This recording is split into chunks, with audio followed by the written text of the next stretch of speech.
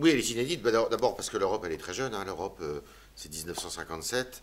L'Europe constituée, je dirais, c'est la première fois qu'elle a un défi pareil à relever. Elle avait connu des crises économiques, elle avait connu des crises sociales, mais elle n'a jamais eu à faire front à une crise migratoire.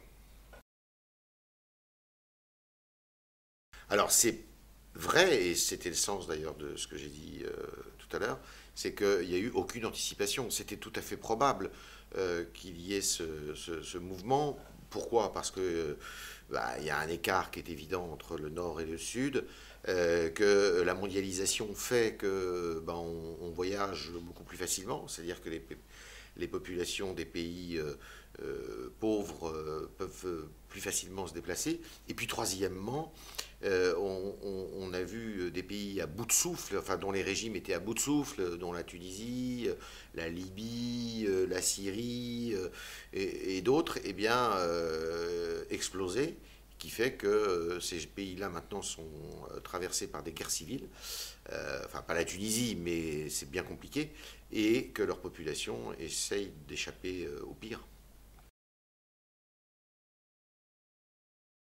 La solution que l'Europe doit adopter, c'est une solution politique. Elle ne peut être que politique, cette solution.